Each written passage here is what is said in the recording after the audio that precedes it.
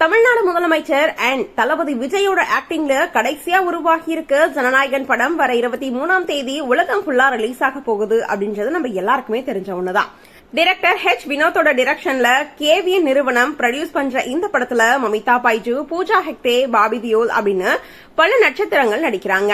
அனிருத் இந்த படத்துக்கு music compose பண்ணிருக்காரு. எல்லா முன்னணி நட்சத்திரங்களோட திரைப்படம் வெளிவரும் போதும் அந்த படத்தினுடைய முன்பதிவுல எவ்வளவு வசூல் செய்யுது அப்படின்றது தெரிஞ்சுக்கிறதுக்கு ஃபேன்ஸ் ரொம்பவே ஆர்வமா இருப்பாங்க அப்படின்றது நமக்கு தெரியும். அந்த வகையில தான் இப்போ ஜனநாயகன் படத்துக்கான முன்பதிவு வசூல் விவரம் வெளியாகி இருக்கு. அதன்படி இதுவரை நடந்த ப்ரீ புக்கிங்ல இந்த படம் 21 கோடிக்கும் மேல் வசூல் செஞ்சிருக்கிறதா தகவல் வந்திருக்கு. இதன் மூலமா முதல் நாளே உலக அளவுல 100 கோடிக்கும் மேல வசூல் செஞ்சு சாதனை படைக்கும் அப்படின்னு எதிர்பார்க்கப்பட்டு இருக்கு.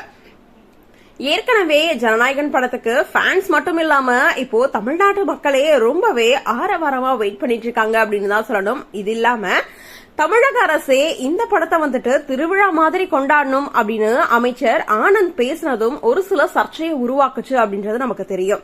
இப்போ 23ஆம் தேதி இந்த படத்தை பாக்குறதுக்காக எல்லாருமே ஆவலா வெயிட் பண்ணி காத்துட்டு இருக்காங்க அப்படின்னே சொல்லலாம். சரி, இந்த படத்தை பாக்குறதுக்காக நீங்க எந்த அளவுக்கு வெயிட் பண்ணிட்டு இருக்கீங்க அப்படின்றத எங்களோட ஷேர் பண்ணுங்க. தொடர்ந்து அப்டேட்ஸ் பார்க்கணும் அப்படின்னா லைக் பண்ணுங்க, ஷேர் பண்ணுங்க, மறக்காம நம்ம சேனலை சப்ஸ்கிரைப் பண்ணுங்க.